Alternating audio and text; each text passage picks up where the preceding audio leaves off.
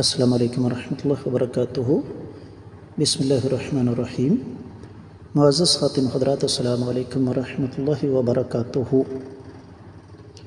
یقیناً یہ بات میرے اور آپ کے بخوبی علم میں ہے کہ میں آپ سب اس دنیا میں بطور امتحان آئے ہیں۔ اب جو لوگ اس امتحان میں کامیاب ہوتے ہیں، رب کائنات انہیں کیا کچھ عطا فرمائیں گے، یہ ہے ہمارے آج کے سبق کا موضوع، یعنی اہل جنت کے انجام کی ایک جھلک۔ معمول کے مطابق سب سے پہلے آیت مبارکہ کی تلاوت کرتے ہیں۔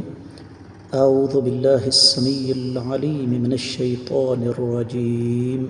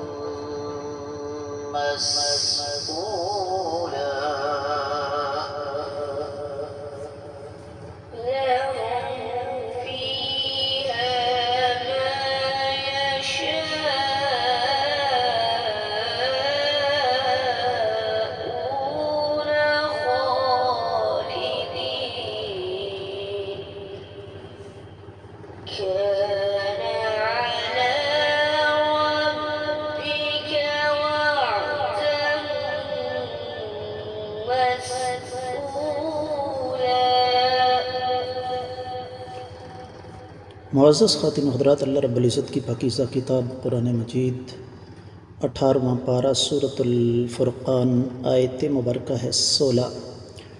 رب کائنات اہل جنت کے بارے میں فرماتی ہیں، لہم ان کے لیے فیہا اس جنت میں، ما جو یشاؤون جو چاہیں گے، خالدین ہمیشہ رہیں گے، کھانا یہ ہے علی ربک آپ کے رب پر، وعدن ایسا وعدہ، مسئولا جو قابل طلب ہے۔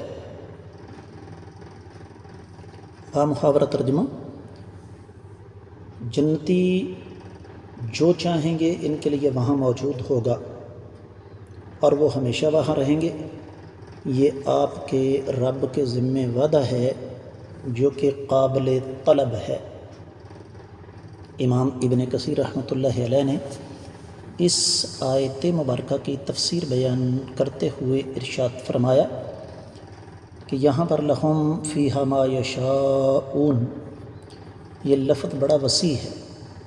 اس سے مراد ہر قسم کی لذت، کھانا پینا، پہننا، ٹھہرنا، سواری، دیکھنا اور دیگر ایسے امور، ہر وہ چیز جس کی انسان خواہش کر سکتا ہے۔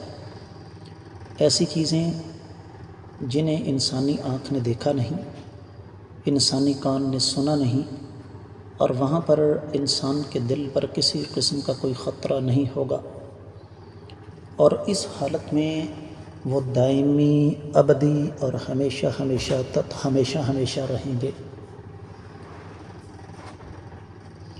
اور پھر ان نعمتوں کو کوئی زوال یا انقطاع نہیں ہے، وہ نعمتیں ختم نہیں ہوں گی، وہ نعمتیں ان سے چھینی نہیں جائیں گی۔ دنیاوی نعمتوں کا معاملہ اس قسم کا ہے کہ انسان جو ہے یقینی طور پر جو بھی نعمت اس کے پاس ہو، سمجھتا ہے کہ وہ مستقل طور پر اس کے پاس نہیں رہنے والی، لیکن یہ اللہ تعالیٰ کا وعدہ ہے، اور اللہ تعالیٰ کا وعدہ سب سے سچا ہوتا ہے۔ تو اس لیے فرمایا کان علی ربک وعدا مسئولا۔ اس کا معنی یہ ہے کہ اللہ مالک العلم رب الجلال والاکرام جو کسی کے پابند نہیں ہیں، جب وہ وعدہ کر رہے ہیں تو وہ وعدہ کبھی غلط ہو ہی نہیں سکتا۔ جس طرح کہ امام جعفر بن جریر ان کے واسطے سے اہل علم کی ایک بات نقل کی ہے امام ابن کثیر رحمۃ اللہ علیہ نے کہ وعدن واجباً، ایسا وعدہ جو بالکل واجب ہو کر رہنے والا ہے۔ اور سیدنا عبداللہ بن عباس رضی اللہ تعالی عنہما کا قول نقل فرمایا امام ابن کثیر رحمۃ اللہ علیہ نے، فرماتے ہیں کہ قیامت والے دن رب کائنات خود کہیں گے صلوا الذی وعدتکم، ذرا اس وعدے کے بارے میں مجھ سے سوال کرو جو میں نے تمہارے ساتھ کیا تھا۔ یا پھر اللہ تعالیٰ کہیں گے بتاؤ میں نے اپنا وعدہ پورا کیا کہ نہیں کیا۔ اور اسی مناسبت سے پھر سورہ غافر کی 8ویں آیت مبارکہ امام ابن کثیر رحمۃ اللہ علیہ لے کر آئے، ربنا وادخلہم جنات عدن التی وعدتہم، اے الہ العالمین آپ ان کو ایسے باغات میں داخل کریں جن کا آپ نے ان کے ساتھ وعدہ کیا ہے۔ اور امام ابو حازم کا قول نقل فرمایا امام ابن کثیر رحمۃ اللہ علیہ نے کہ جب قیامت کا دن ہوگا تو ایمان والے کہیں گے الہ العالمین آپ نے جو ہمیں حکم دیا ہم نے اسے پورا کیا، اب آپ کی باری ہے، آپ نے جو ہمارے ساتھ وعدہ کیا تھا وہ پورا فرمائیے۔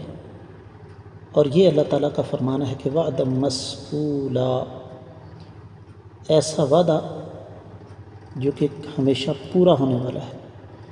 یہاں پر ایک بڑی پیاری بات امام ابن کثیر رحمۃ اللہ علیہ نے فرمائی ہے، فرماتے ہیں وَهَذَا الْمَقَامُ فِي هَذِهِ السُّورَةِ مِنْ ذِكْرِ النَّارِ ثُمَّ التَّنْبِيهُ عَلَىٰ أَهْلِ الْجَنَّةِ، یہ ان مقامات میں سے ایک ہے قرآن مجید میں اس سورہ مبارکہ میں کہ جہاں اللہ رب العزت نے پہلے اہل نار یعنی جہنمیوں کا ذکر کیا، اس کے بعد اہل جنت کا ذکر کیا،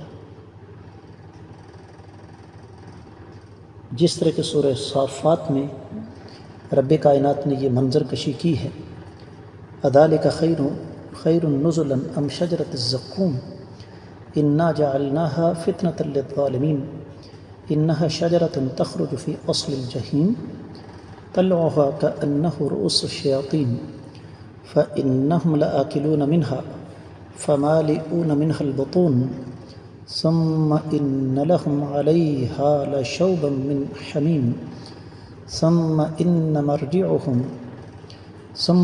مرجعهم لإلى الجحيم إنهم ألفوا آباءهم ضالين فهم على آثارهم يهرعون۔ یہ سورہ صافات کی 7 آیات مبارکات امام ابن کثیر رحمۃ اللہ علیہ نے یہاں پر ذکر فرما دیں کہ کیا یہ اللہ تعالیٰ کی جنت بہتر ہے یا زقوم کا درخت جسے ہم نے ظالموں کے لیے فتنہ بنا رکھا ہے، آزمائش بنا رکھا ہے، جو جہنم کی جڑ سے نکلتا ہے۔ اس کے پھل ایسے بدنما ہیں جیسے سانپ کے پھن دوزخی سے کھائیں گے اور اسی سے ان کو پیٹ بھرنا پڑے گا۔ پھر کھولتا ہوا پانی جس میں پیپ وغیرہ ملی ہوگی ان کو پینے کو دیا جائے گا، پھر ان کا ٹھکانہ جہنم ہوگا۔ ان ظالموں نے اپنے باپ دادا کو گمراہ پایا اور بے تحاشا ان کے پیچھے بھاگنا شروع ہو گئے، ان کی پیروی کرنا شروع کر دی انہوں نے۔ تو اس سے پتہ یہ چلا معزز خواتین و حضرات کہ جنت کا حصول آسان تو نہیں، لیکن اگر کوشش کی جائے تو جنت کا حصول اتنا زیادہ مشکل بھی نہیں۔ میں امید کرتا ہوں کہ آپ کو تفسیر ابن کثیر تک اس آیت مبارکہ کی سمجھ آ گئی ہوگی۔ آنے والے سبق میں ہم دیگر کتب تفاسیر کی روشنی میں اس آیت مبارکہ کا جائزہ لیں گے۔ اس کے ساتھ ہی آج کے سبق سے اجازت دیجیے۔ السلام علیکم ورحمۃ اللہ وبرکاتہ.